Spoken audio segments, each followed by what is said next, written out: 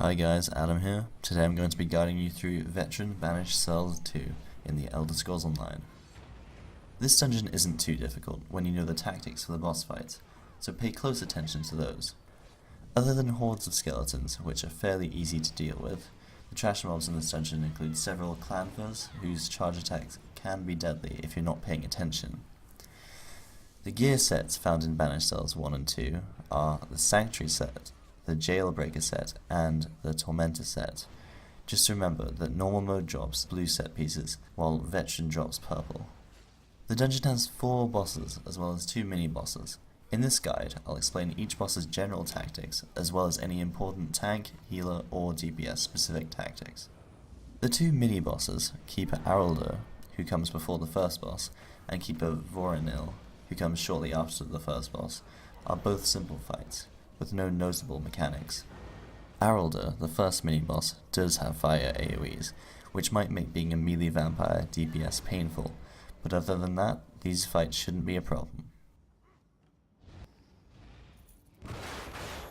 The first boss, more of the Infernal, is a fire-breathing Daedric monstrosity with an array of dangerous fire AoE attacks. The boss's target will get a debuff that places a fire AoE circle at their feet every few seconds. This means your tank will have to work with your healer to stay alive in the AoE.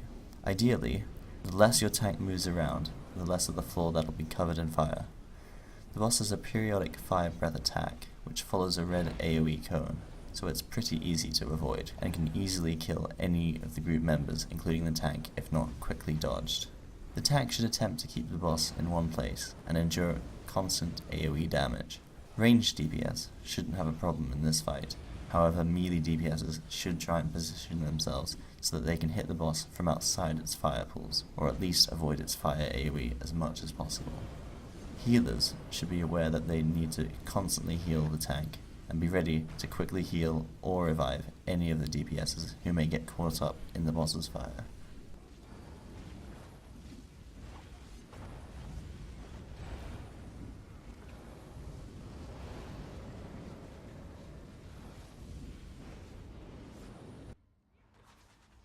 The second boss is Keeper Emeril.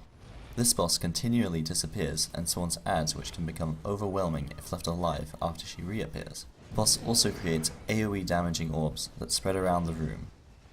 When the boss reappears from the ad phase, she creates a large circular AoE that is fairly dangerous. Towards the end of the ad phase, move to the sides of the room in order to avoid the boss's circular AoE attack. Make sure to have an AoE attack or two to help deal with the ads. Rooting them is also useful, as it prevents them from doing too much damage to your group, and makes quickly burning them down with AoEs far easier.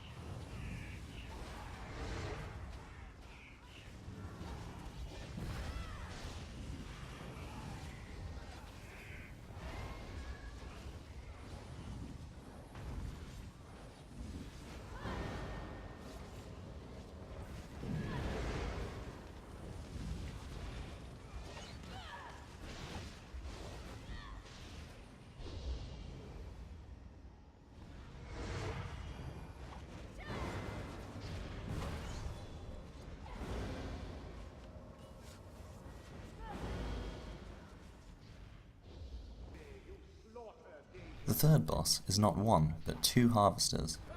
The tactics of this fight are, for the most part, simply just standard harvester tactics, with periodic healing orbs and fast-moving, wave-like AoE attacks. The fight does, however, have an element of uniqueness, in that the two bosses swap damage immunity. When this happens, simply switch targets and attack the other boss. All in all, the main things to look out for in this fight are the healing orbs.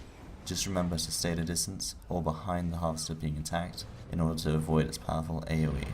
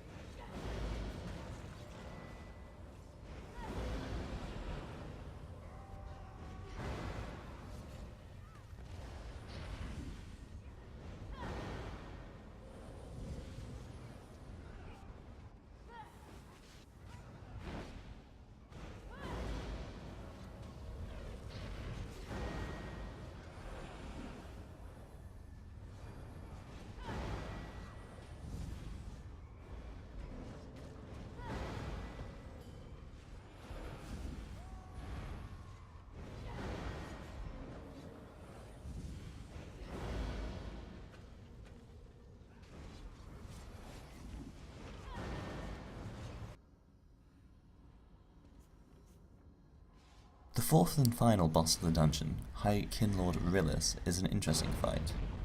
Tactics are simple, but make the fight difficult if not followed.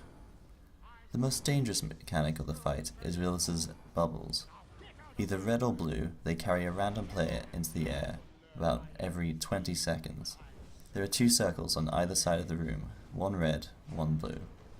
Depending on the color of the bubble, you will receive a red or blue debuff, which can only be cleansed by stepping into the corresponding colored circle. If the debuffs are not cleansed, you begin to take increasing amounts of damage over time. It is possible for one or two of your group members to survive the damage over time for the whole fight, but only with a good healer. Daedroths spawn about every 30 seconds, and should be dealt with by the DPSs. Harvester healing orbs also float towards the boss, and ranged DPSs and the healer should kill them as quickly as possible before the boss is healed. Finally, there is a phase in which multiple fiery AoE circles spawn under the feet of a random party member. This player should try and stay out of their trail of AoE without covering too much of the room with it. That was Veteran Banished Cells 2. Hopefully this helped you learn the mechanics of the dungeon, and good luck doing it yourself.